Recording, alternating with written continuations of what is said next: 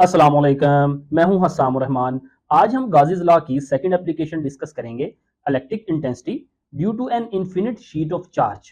आपको ये parrot colour में शीट नजर आ रही है, ये चार्जेस की शीट है। इस पे हम इलेक्ट्रिक इंटेंसिटी मालूम करेंगे। Suppose we have a plane sheet with infinite extent. ये प्लेन शीट है और ये इनफिनिट एक्सटेंट है, यानी बहुत बड़ी शीट है। हम उसका एक छोटा सा टुकड़ा यहाँ पे पेज पे दिखा रहे हैं आपको। Carrying a uniform positive charge, इसके ऊपर ये पॉजिटिव चार्ज है, यूनिफॉर्मली डिस्ट्रीब्यूटेड है with surface charge density sigma. और इस पे जो चार्ज की डेंसिटी है ना वो सिग्मा है।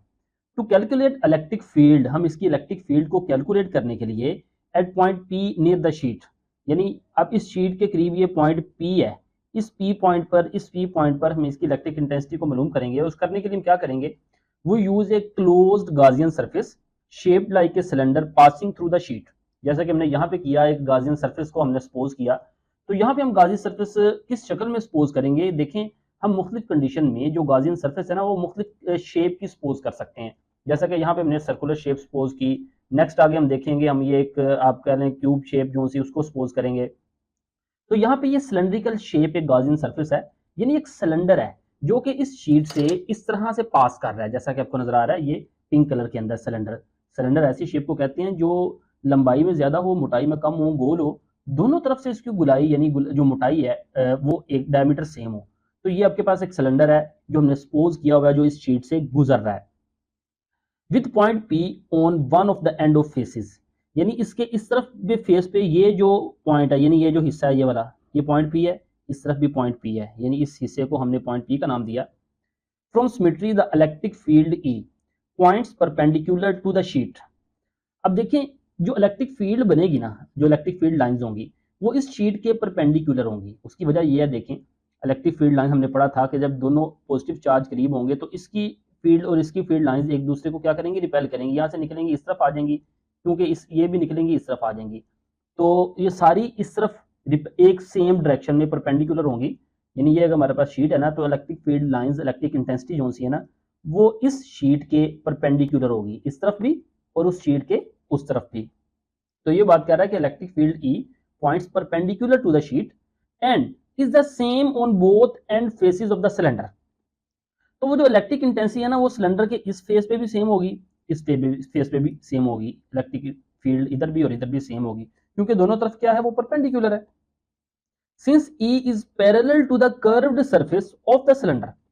देखें, अब ये जो पॉइंट पी है ना सिलेंडर का, ये वाला पॉइंट पी, इस पॉइंट पी पे तो इलेक्ट्रिक फील्ड जो सी है वो परपेंडिकुलर है।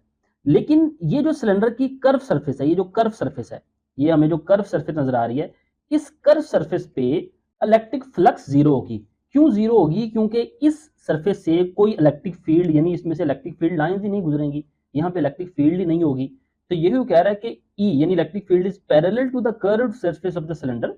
उस सिलेंडर के इस सरफेस के वो पैरेलल है, क्योंकि इलेक्ट्रिक फील्ड की डायरेक्शन ये है, उस कर्व सरफेस की डायरेक्शन भी ये है, तो ये लाइंस एक दूसरे के क्या होंगी, parallel. There is no contribution to electric flux from curved surface. तो लिहाजा इस कर्व्ड सरफेस में कोई इलेक्ट्रिक फ्लक्स नहीं होगी। उसकी वजह क्या है, देखिए ये जो कर्व सरफेस है ना, इसका अगर हम एरिया वेक्टर लें, जिस तरह ये जो पॉइंट पी है इसका एरिया वेक्टर लें, तो इस पॉइंट पी ये आपके पास इस तरह से है ना, तो इसका एरिया वेक्टर की डायरेक्शन इस तरफ होगी। लेकिन इस कर्व सरफेस पे जो एरिया वेक्टर होगा, यानी इसकी इस तरफ, इधर जो आ रहा है उसका इस तरफ, इस तरफ, इस तरफ, और जो पीछे है उसकी उस तरफ, यानी इस तरफ इसकी डायरेक्शन इस डायरेक्शन में होगी एरिया वेक्टर की। एरिया वेक्टर और इलेक्ट्रिक फील्ड लाइंस यानी इलेक्ट्रिक इंटेंसिटी इन दोनों का एंगल क्या होगा, 90। तो इलेक्ट्रिक फ्लक्स क्या होता है, ई A cos theta. Cos 90 zero के बराबर होता है, जीरो ई ए से मल्टीप्लाई होगा तो जीरो हो जाएगा, लिहाजा इलेक्ट्रिक फ्लक्स क्या होगा उस कर्व सरफेस पे, जीरो। अब कर्व सरफेस पे तो इलेक्ट्रिक फ्लक्स जीरो हो गया, लेकिन ये जो पॉइंट्स है ना, पॉइंट पी, यहाँ पे इलेक्ट्रिक फ्लक्स जीरो नहीं होगा, क्योंकि इस पॉइंट पी का एरिया वेक्टर की डायरेक्शन इस तरफ है। तो जिस डायरेक्शन में वो एरिया वेक्टर की डायरेक्शन है, इलेक्ट्रिक इंटेंसिटी की डायरेक्शन भी वही है, यानी इलेक्ट्रिक इंटेंसिटी की डायरेक्शन भी वही, एरिया वेक्टर की डायरेक्शन भी वही। तो एरिया वेक्टर और इंटेंसिटी के दरमियान जो एंगल होगा वो जीरो होगा। लिहाजा अगर हम फार्मूला लगाएं, electric flux equal to E A cos theta, cos zero किसके बराबर होता है, 1 के। तो लिहाजा वो 1 के बराबर होगा, तो उसका रिजल्टेंट क्या आएगा, इलेक्ट्रिक फ्लक्स ई ए के बराबर होगी। यानी वहां पे इस पॉइंट इधर वाले पी पे और इधर पी पे इलेक्ट्रिक फ्लक्स होगी।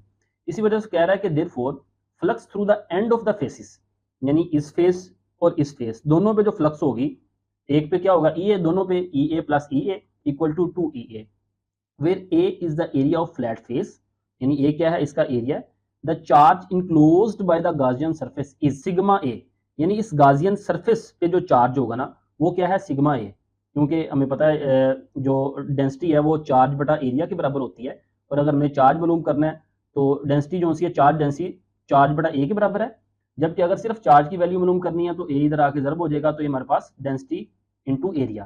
तो लिहाजा आपके पास जो चार्ज है वो क्या हो गया, डेंसिटी इंटू एरिया, और ये गाजियन सरफेस का चार्ज है, यानी इस गाजियन सरफेस पे जो चार्ज है वो डेंसिटी इंटू एरिया होगा। अब वो कह रहा है अकॉर्डिंग टू गाजिस लॉ, यानी हम इस गाजियन सरफेस पे गाजिस लॉ को अप्लाई करें तो इलेक्ट्रिक फ्लक्स इक्वल टू 1/एप्सिलॉन naught into charge enclosed by the closed surface, यानी वो जो चार्ज है वो 1/एप्सिलॉन नॉट टाइम्स होगा। अब चार्ज क्या है हम पहले बता चुके हैं कि ये डेंसिटी इंटू एरिया है, तो लिहाजा उस चार्ज की जगह यानी क्यू की जगह हम उसका ये जो बराबर आ रहा है डेंसिटी इंटू एरिया वो लगा देंगे। नेक्स्ट ये जो इलेक्ट्रिक फ्लक्स है उन दोनों एरियाज पे वो हम मालूम कर चुके हैं, वो 2EA है, लिहाजा फ्लक्स की जगह हमने 2EA लगा दिया, एरिया एरिया से कट गया। जबकि हमें सिर्फ इलेक्ट्रिक इंटेंसिटी चाहिए, हमने इंटेंसिटी मालूम करनी है, दो जो है वो इधर आके तकसीम हो जाएगा। तो ये हमारे पास फार्मूला आ गया इंटेंसिटी मालूम करने का उस गाजियन इन्फिनिट शीट ऑफ चार्ज की वजह से, जो कि हमने उस गाजियन सरफेस पे मालूम की। Intensity equal to charge density over 2 epsilon naught. अगर हमने उस इंटेंसिटी की वेक्टर फॉर्म यानी डायरेक्शन भी मालूम करनी है तो हम ये आर उसकी डायरेक्शन आ जाएगी, यानी ये आर वेक्टर जो है वो डायरेक्शन होगी उसकी। फिर R is the unit vector normal to the sheet directed away from it, यानी ये भी शीट के परपेंडिकुलर ही होगा, इंटेंसिटी की डायरेक्शन उसके परपेंडिकुलर होगी। तो ये था आज का सिंपल सा लेक्चर, उम्मीद है आपको समझ आई होगी। फीडबैक जरूर दीजिएगा, मिलते हैं नेक्स्ट लेक्चर के साथ। अस्सलाम वालेकुम वरहमतुल्लाहि वबरकातुहू।